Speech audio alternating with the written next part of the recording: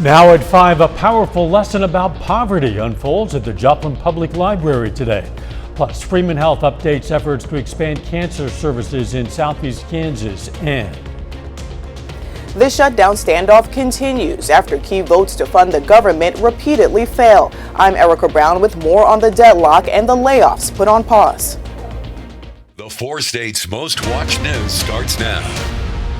Joplin community leaders get a brief experience of the challenges faced by families dealing with poverty. This is KOAM News. I'm Dow Quick.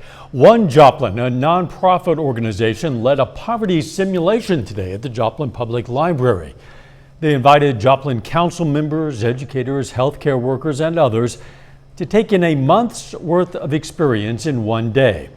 The purpose was to put community members in the shoes of someone dealing with poverty, simulating weekly life with low resources. We're really excited this year because this is the first year our mayor and our mayor pro tem both are participating in this, and we hope it'll be eye-opening for them to really just see what it's like for our low-income community members. Participants were offered a complimentary lunch after taking part in this simulation.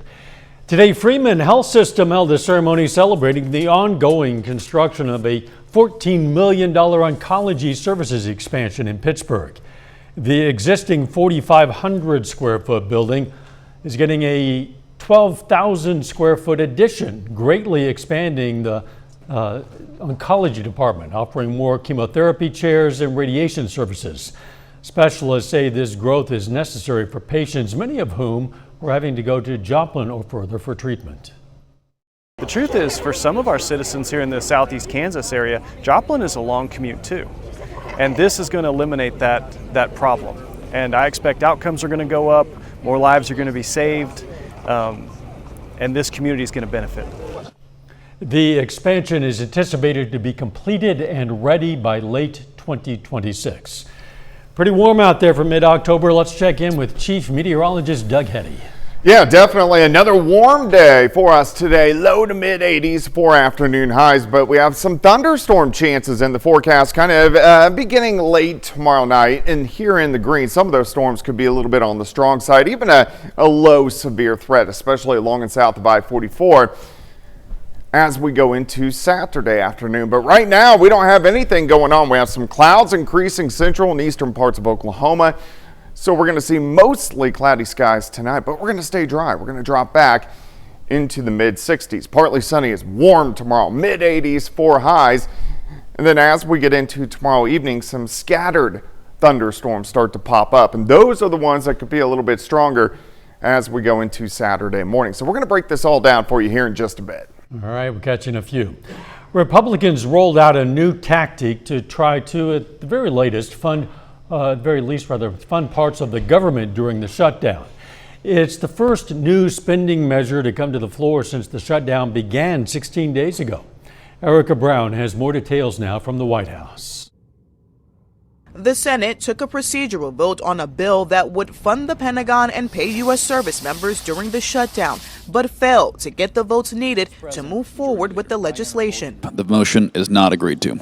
Earlier Thursday, lawmakers tried for a 10th time to advance a Republican short-term spending bill to end the shutdown. It would take just a handful of Democrats to reopen the government. Senate Republicans continue to do the same exact thing and expect different results. That's the classic definition of legislative insanity. Democrats insist any deal must include an extension of Affordable Care Act tax credits, but say Republicans are refusing to negotiate. Leader Thune has not come to me with any proposal at this point. Republicans say reopening the government should come first. We're not conducting negotiations in a hostage situation. Now, President Trump has said he plans to use the shutdown to slash the size of government by firing thousands of government workers. But a legal challenge from employee unions has put those plans on hold. Federal Judge Susan Ilston issued a temporary restraining order Wednesday, writing, "It is also far from normal for an administration to fire line-level civilian employees during a government shutdown as a way to punish the opposing political party. But this is precisely what President Trump has announced he is doing." This is another far-left partisan judge who was smacked down by the Supreme Court in July for ruling on this exact same thing. Unions representing federal workers who filed suit called the layoff plans unprecedented and unlawful. Erica Brown, CBS News, the White House. Judge Ilston has given the government until 8 p.m. Eastern time tonight to report the actual number of layoffs carried out so far, as well as how many more are imminent. She has set the next hearing on the matter for October 28th. On this World Food Day, Pope Leo is urging world leaders to do more to stop global hunger, calling it a moral failure to let millions go without food. The American-born pontiff spoke at a ceremony in Rome, citing new UN figures showing around 673 million people do not eat enough every day. He blamed a soulless economy and called on people to rethink their lifestyles and priorities. Poverty has become the daily bread of so many of our brothers and sisters. The international community cannot look the other way. The Pope's message comes as UN food aid agencies face severe funding cuts from top donors, threatening critical support in crisis zones all around the world. Before becoming Pope, Leo spent much of his career as a missionary in Peru, caring for the poor. Still ahead, a routine medical test saves a woman's life in an unexpected way. Doctors discover mammograms can spot deadly heart disease before it strikes. And a new study changes how doctors measure obesity in America. Those stories next in Health Watch. Topping today's Health Watch during this Breast Cancer Awareness Month, we've been hearing about the importance of giving mammograms to detect breast cancer early. But did you know the imaging can also show hidden signs of heart disease? Michael George has a one-woman story. Nancy Preston says a mammogram saved her life, but not because it picked up breast cancer. It showed the 66-year-old yoga instructor had signs of heart disease. It was just a time bomb. Could have happened at any time. She's taking part in a study at Mount Sinai informing women about breast arterial calcification, or BAC. It's these little white dots that follow in this line, which can be seen on a mammogram and is a marker for cardiovascular disease risk. Blood vessels that supply the breasts can get calcified, the same way that blood vessels that are in your heart or that take blood up to your brain can get calcified and cause disease. Dr. Lori Margulies is leading the research. That turns out in Nancy's case to be incredibly significant. Nancy was notified she had BAC. It was recommended she see cardiologist Dr. Marianne McLaughlin. Despite managing high blood pressure and cholesterol very well, her stress test showed changes consistent with blocked arteries. Miss Preston was in very good health, so I really wasn't entirely sure I would find something. You need open heart surgery. I was in such shock. About 12% of patients in the trial show BAC. The goal, to make BAC reporting a standard part of mammography nationwide. Every woman should be getting their mammogram and also asking whether they have vascular calcifications in their breast. If a radiologist puts in the report that there's breast arterial calcification, I would want every gynecologist, every primary care doctor to then tell the patient, let's check it out. Nancy needed quintuple bypass surgery. A no-brainer that this should be information shared. I'm so glad that I was made aware of this. She's now in cardiac rehab and back to practicing some light yoga. Michael George, CBS News. Right now, the radiologist notices BAC on the mammogram and reports it. Doctors expect in the coming years, artificial intelligence, or AI, will identify the calcifications and automatically put it in the report. Obesity in America just skyrocketed from 40% to 70%, but not for the reason you might think. Researchers at Mass General Brigham looked at a new definition of obesity, which includes measures of body fat distribution in addition to body mass index. Under this new definition, the vast majority of Americans are considered obese. And that is a look at today's health news. A little bit later, protein products flood grocery stores, but are they worth the extra cost? Plus, we have some thunderstorm chances in the forecast. We're going to break that down for you coming up. And it definitely turned out to be another warm one. We are in the middle of October and we've been topping out low to mid 80s each and every day, which kind of stinks. It should be fall out there, but We will start to cool down a bit. We just got to wait until the second half of the weekend.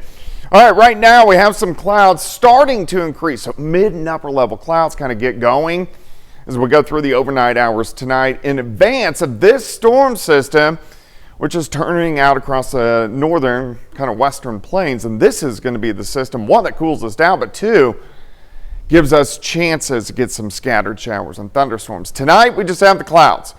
Mid 60s across the region. We can't rule out a random sprinkle to start the day, but mostly cloudy skies through the morning hours, about 80 by noon, and then partly to mostly sunny skies, and I think most of us 84, 85 degrees. All right, so here's 4 p.m. We'll start to watch out along that I-35 corridor to get some hit and miss scattered thunderstorms trying to get into our western counties. These are going to be very scattered, and I think most of us are going to stay dry as we go through high school football. So here's midnight, and then these will uptick just a little bit as we get into early Saturday morning. So Friday night, a few scattered thunderstorms. I think a good chunk of us will actually stay dry on Friday night. Heading into Saturday morning, look at the thunderstorms starting to flare up. Now, some of these guys could be a little bit stronger, maybe even low-grade severe. Here's 9:30 in the morning. At that point in time, we have Maple Leaf Parade, which is kicking off. So we're going to be really tracking these storms as we go through Saturday morning. So clusters continue. Here's the noon hour on Saturday.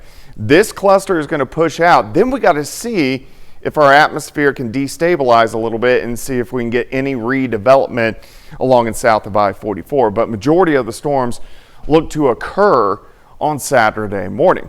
Then as we go into Saturday night, look at this, 46, 47 degrees. So we really drop back as we go into Saturday night. All right, rainfall potential. Again, we got to see where those heavier bands set up, but a lot of areas can pick up half an inch, maybe 2 inches, maybe even 3 inches in some of those heavier bands. The winds start to pick up a little bit tomorrow. We get those southerly winds kind of gusting 20 upwards to about 25 and staying breezy tomorrow night and windy again as we go into Saturday morning. 65 to start, 79 by noon, high temp, 84 on your Friday. Let's move into 4-state Friday night.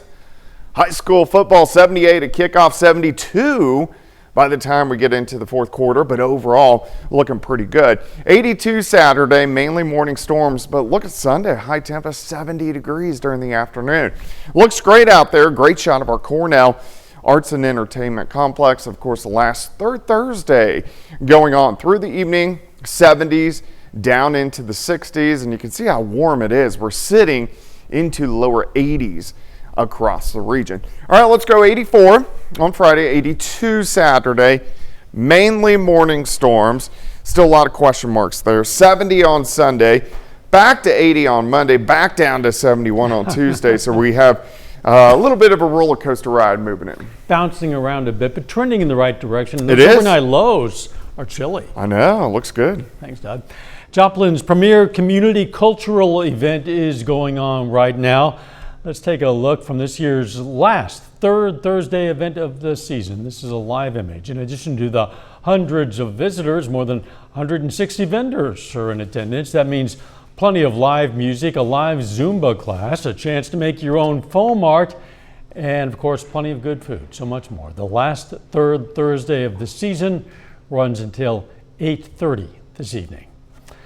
Coming up, banks report record profits while many Americans struggle to pay their bills. Topping today's Consumer Watch, America's protein obsession is going strong. According to one report, 61% of consumers increased their protein intake last year, and brands are meeting the demand. Reporter Adam Yamaguchi hits the supermarket. My go-to these days, protein chips. If you've walked into a supermarket lately, it's hard to miss. Protein is everywhere. I can eat a whole bag. Let's be careful because while they have high amounts of protein, they're also still high in sodium. Yassi Ansari, clinical dietitian at UCLA, is helping me make sense of the dazzling, often confusing array of protein touting labels. Before I even know this is yogurt, I just see protein, 20 grams, and then it happens to be yogurt. New protein Eggo waffles. This is when you know the craze has really hit. pancakes, and waffles. Big on protein, low on sugar. What is actually good for you? Like, are protein snacks, protein bars, protein chips? What I encourage people to do is not to be relying on these products and consuming them in moderation instead. But how much do we actually need? Government guidelines suggest most adults aim for about 0.8 grams per kilogram of body weight, or about 54 grams for someone who weighs 150 pounds.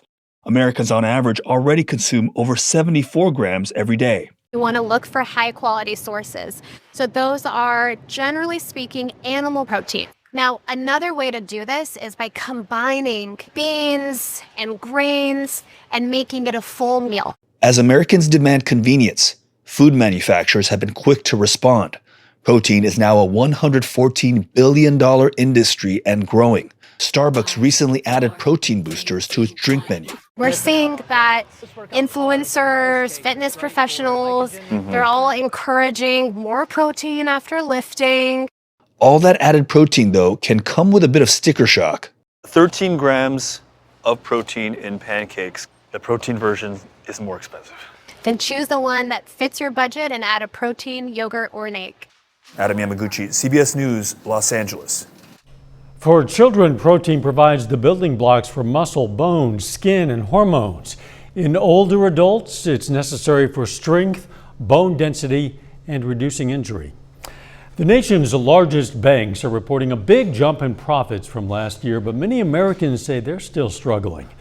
According to a new survey by Primerica, about 69% of middle American income say their income is falling behind the cost of living. That's up 50% from 5 years ago.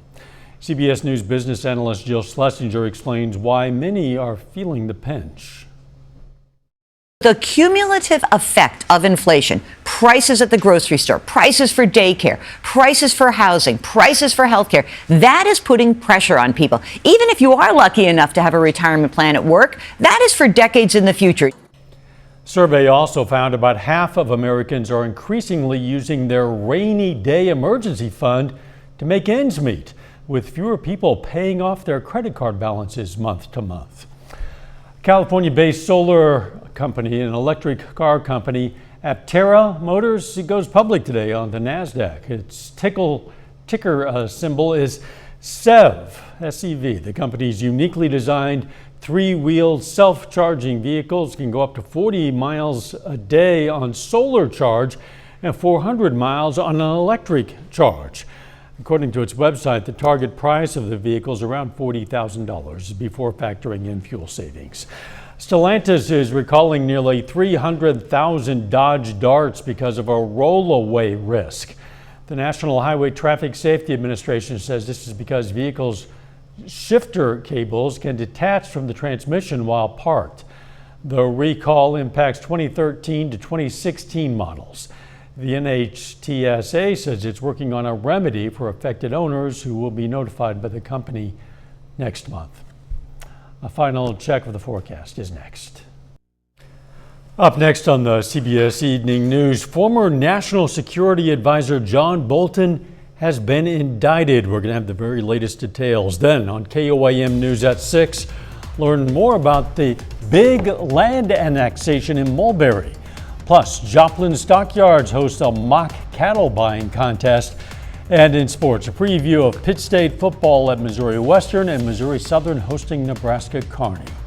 Stay with us for the CBS Evening News and then KOAM News at 6. It's been an unseasonably warm October to this point. We do have some changes coming in the weather. Yeah, it's still going to be warm over the next couple days. 84 tomorrow, 82 on Saturday. But thunderstorms scattered about, especially Saturday morning. And then big cool down Sunday. In fact, we start at 45 degrees. That will be a refreshing change. Thanks for joining us. The CBS Evening News is next. And of course, we're going to be right back here for KOAM News at 6. We'll see you then. Let's make it a great evening.